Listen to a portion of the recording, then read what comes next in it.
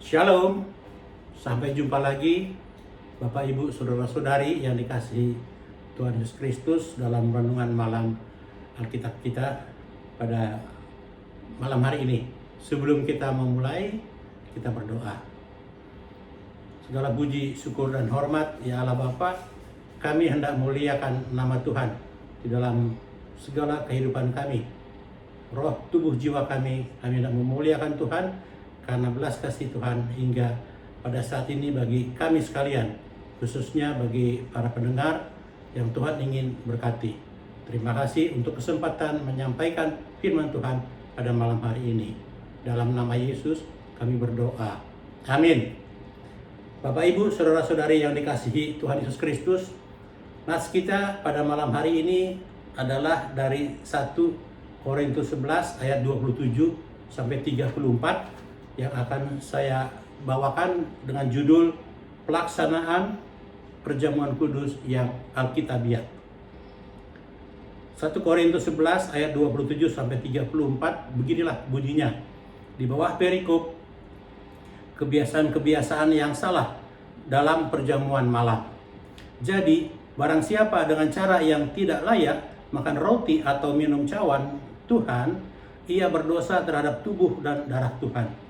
Karena itu, hendaklah tiap-tiap orang menguji dirinya sendiri, dan baru sesudah itu ia makan roti dan minum dari cawan itu. Karena barang siapa makan dan minum tanpa mengakui tubuh Tuhan, ia mendatangkan hukuman atas dirinya. Sebab itu, banyak di antara kamu yang lemah dan sakit, dan tidak sedikit yang meninggal. Kalau kita menguji diri kita sendiri, hukuman tidak menimpa kita. Tetapi kalau kita menerima hukuman dari Tuhan, kita dididik supaya kita tidak akan dihukum bersama-sama dengan dunia. Karena itu, saudara-saudaraku, jika kamu berkumpul untuk makan, nantikanlah olehmu seorang akan yang lain. Kalau ada orang yang lapar, baiklah ia makan dahulu di rumahnya, supaya jangan kamu berkumpul untuk dihukum. Hal-hal lain akan kuatur kalau aku datang. Amin. Sebelum kita memulai, Bapak Ibu Saudara-saudari, saya ingin menjelaskan tentang istilah perjamuan malam dalam perikop ini. Adalah mengacu pada perjamuan malam terakhir Yesus Kristus bersama para murid di Yerusalem yang selanjutnya disebut sebagai perjamuan kudus. Demikian juga dengan istilah Alkitabiah, meskipun pada saat itu surat Rasul Paulus ini kepada jemaat Korintus adalah sebelum kanonisasi Alkitabiah, kanonisasi Alkitab, kita menggunakannya dengan istilah Alkitabiah. Jadi judul kita adalah Pelaksanaan Perjamuan Kudus yang Alkitabiah. Latar belakangnya adalah setelah 1,5 tahun Rasul Paulus memberitakan Injil, bahkan hingga mendirikan dan membina jemaat-jemaat di kota Korintus di Yunani ini, Rasul Paulus kembali pergi untuk melanjutkan rencana perjalanan penginjilannya ke berbagai kota. Nah, masalahnya adalah setelah ditinggal oleh Rasul Paulus, terjadi gejolak di jemaat Korintus yang ternyata beberapa jemaat dan gereja salah menerapkan dalam pelaksanaan bergereja. Di antaranya adalah dalam pelaksanaan perjamuan kudus, di mana pada saat itu dalam pelaksanaan perjamuan banyak beberapa orang yang mengatakan ataupun berpendapat bahwa perjamuan kudus adalah seperti undangan makan perjamuan oleh gereja. Karena itu bagi jemaat yang sempat datang lebih dahulu, mereka bebas boleh makan roti dan minum anggur, sehingga yang belakangan datang sering menjadi tidak kebagian. Hal ini memicu gejolak di antara jemaat yang terjadi pada saat itu, sehingga tidak kebagian roti dan anggur perjamuan.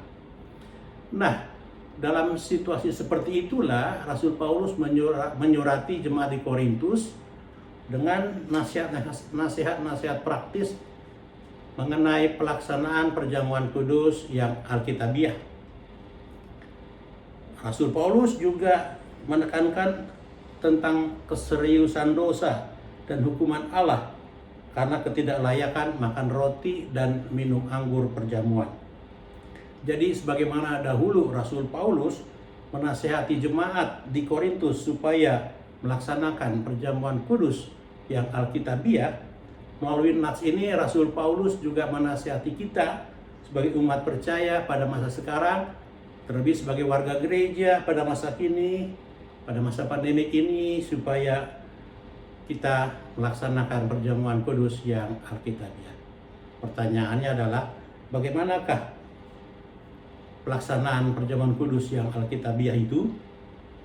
Menurut nasihat dalam surat Rasul Paulus dalam 1 Korintus 11 ayat 27 sampai 34 ini, dan nats lainnya yang terdapat dalam Alkitab, paling tidak kita akan menemukan ada 3 prinsip-prinsip dalam pelaksanaan perjamuan kudus yang alkitabiah.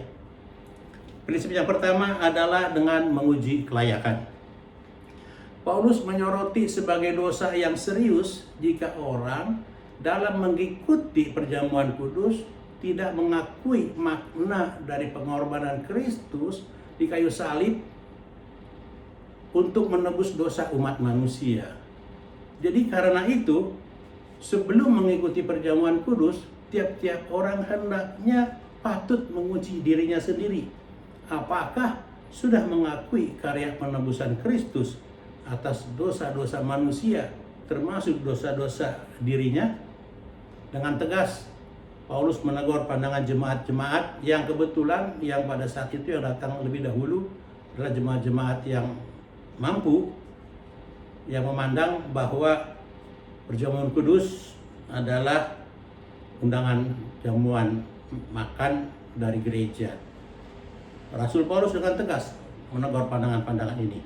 Karena itu, saudara-saudara, pastikan motivasi saudara dalam mengikuti perjamuan kudus adalah bukan sekedar mengikuti liturgi, makan roti dan minum anggur dari cawan perjamuan, tetapi sebagai momen memperingati dan menghayati penebusan Yesus Kristus di kayu salib, termasuk untuk menebus dosa kita. Itu prinsip yang pertama. Prinsip yang kedua adalah dengan memenuhi kebersamaan. Ini ayat 30 dengan 33. Paulus menegaskan dosa besar yang dilakukan orang-orang dari kalangan mampu yang duluan datang mengikuti perjamuan dengan makan roti yang berlebihan sampai kenyang dan minum anggur sampai mabuk tanpa menantikan dahulu kedatangan jemaat lainnya. Sehingga hal itu dianggap mengakibatkan beberapa jemaat ada yang mengalami kelemahan tubuh, sakit, bahkan ada beberapa yang meninggal karenanya.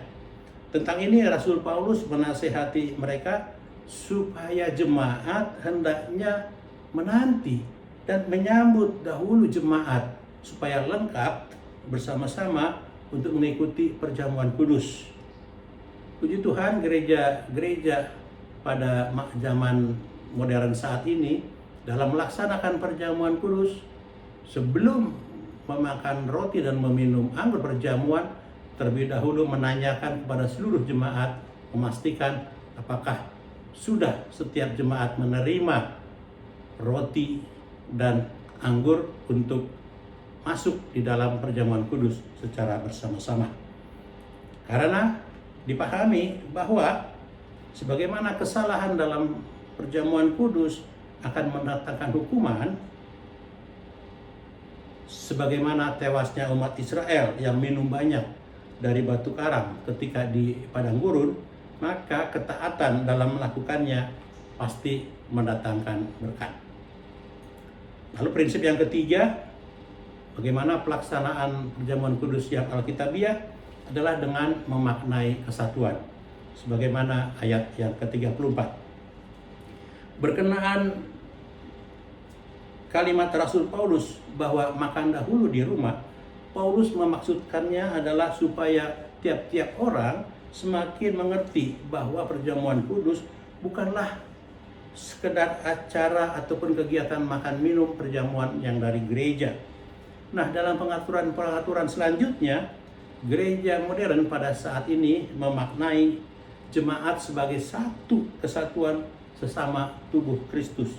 Sehingga pelayanan-pelayanan perjamuan kudus tidak hanya mesti dilaksanakan di gereja, tetapi dapat dilaksanakan di rumah-rumah jemaat, khususnya jemaat-jemaat yang dalam keadaan khusus, yakni mengalami kendala, tidak dapat mengikuti ibadah perjamuan kudus di gereja karena lumpuh, sakit, ataupun ketidakmampuan yang lain. Saudara, dalam konteks masa pandemik saat ini, gereja juga dapat melaksanakan perjamuan kudus secara online dengan menggunakan teknologi, dengan mengadakan perjamuan kudus secara serentak, di mana jemaat-jemaat dapat mengikutinya secara online di rumah masing-masing setelah terlebih dahulu memperoleh roti dan anggur yang dikirimkan oleh gereja. Makna kesatuan ini bisa dilaksanakan dengan melakukan perjamuan kudus secara serentak, mengikuti ibadah-ibadah yang dilakukan gereja, dan serentak diikuti oleh jemaat-jemaat di rumah masing-masing. Demikian Bapak Ibu Saudara-saudari mengenai pelaksanaan perjamuan kudus yang alkitabiah. Ada 3 prinsip, yaitu yang pertama adalah dengan menguji kelayakan, yang kedua dengan memenuhi kebersamaan, dan yang ketiga dengan memaknai kesatuan. Kiranya firman yang disampaikan ini, firman Tuhan yang disampaikan ini boleh menjadi berkat dan penghiburan bagi kita. Amin. Kita berdoa. Terima kasih Tuhan Allah, kami boleh ada dalam firman Tuhan. Terima kasih karena Tuhan ingin memberkati para pendengar, khususnya boleh memaknai perjamuan kudus yang alkitabiah, sehingga kami jemaat Tuhan pada zaman sekarang ini boleh mengikutinya dengan boleh mengadakan dan mengikuti perjamuan kudus yang alkitabiah sebagaimana yang Tuhan perintahkan. Terpujilah nama Tuhan. Di dalam nama Yesus kami berdoa. Amin. Shalom.